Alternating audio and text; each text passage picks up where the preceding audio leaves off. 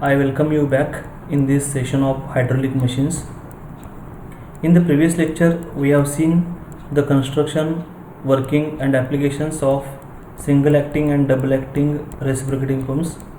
We have seen the expression of a discharge, work done and slip of the reciprocating pump. Now, in this session, we are going to learn the variation of velocity and acceleration in the suction and delivery pipes due to acceleration of the piston.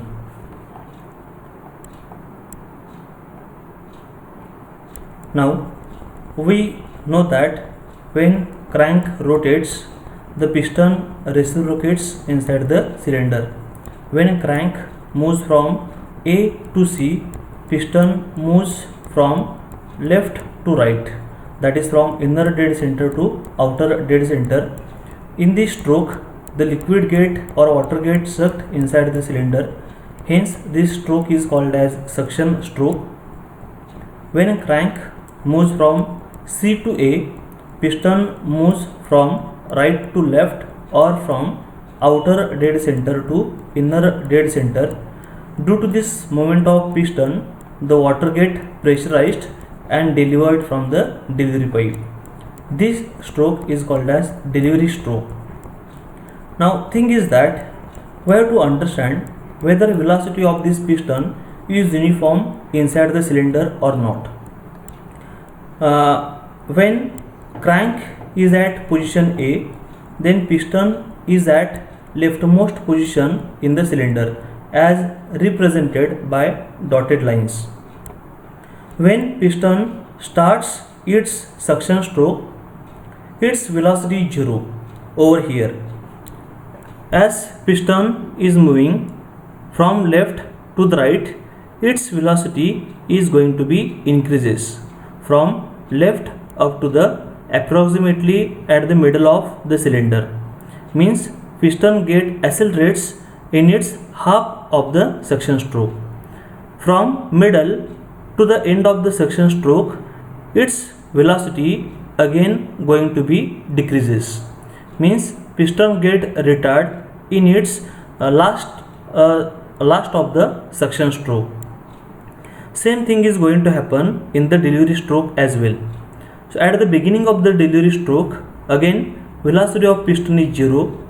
Then from right position up to middle, piston get accelerates, and from middle to the left side, the piston get retard.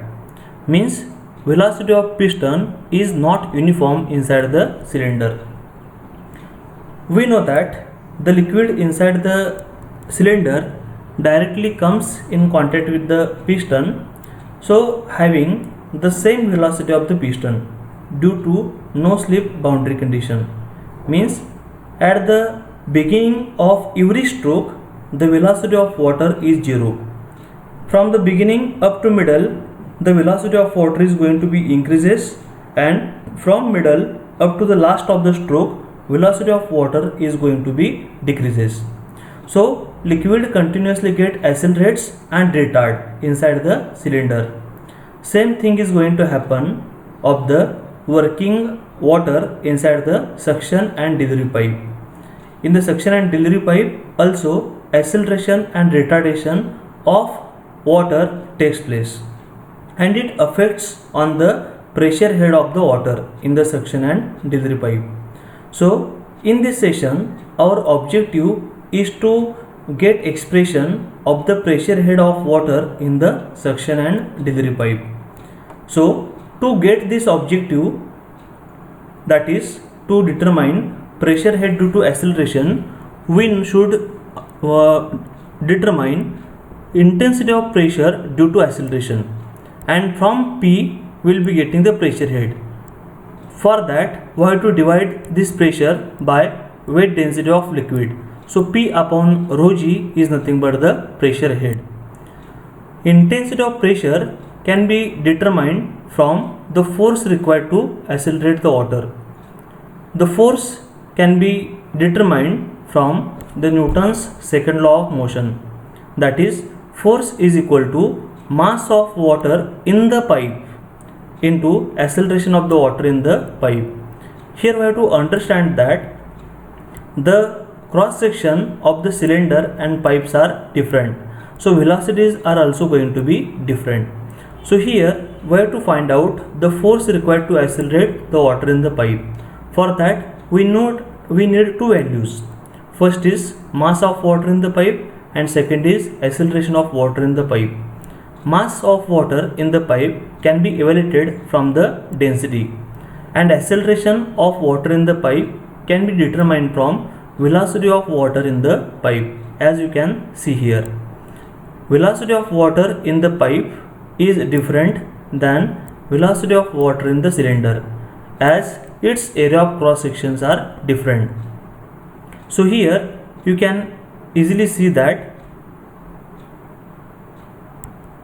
the velocity of water in the cylinder can be find out from the velocity of piston inside the cylinder.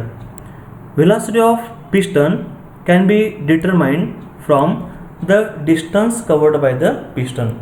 So to get our objective, our expression should start from the displacement of piston inside the cylinder. So let's start with the expression.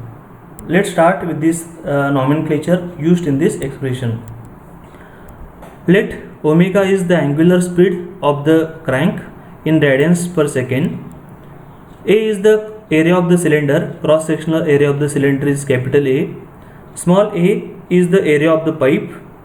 Small a is the area of the pipe. L is the length of the pipe. It is in general written. R is radius of the crank.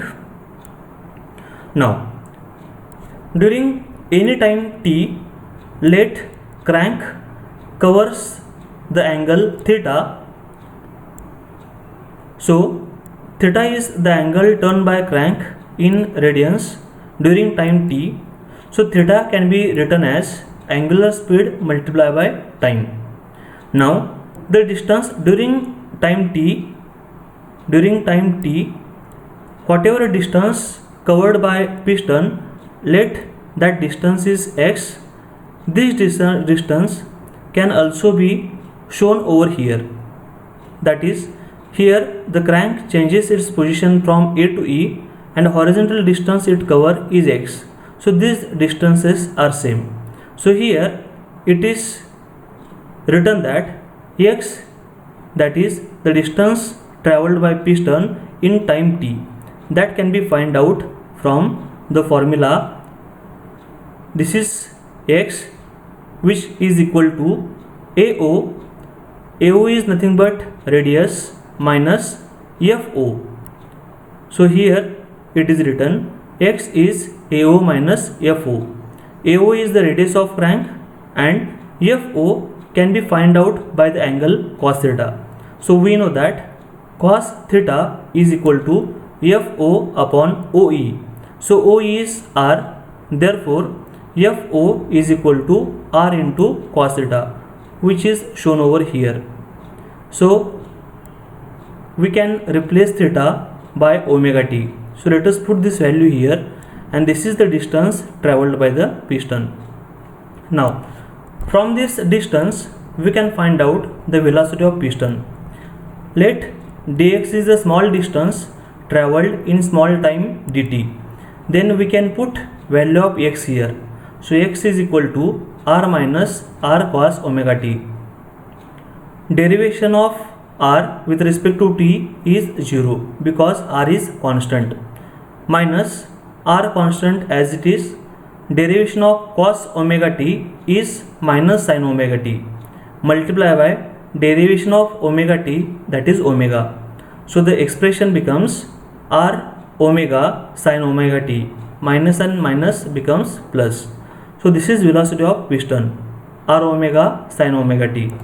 Now from this velocity of piston, our next target is to find out what is the velocity of water in the pipe. So here we are going to apply law of conservation of mass, that is the continuity equation. So from continuity equation we can say that the volume of water flowing into cylinder per second is equal to the volume of water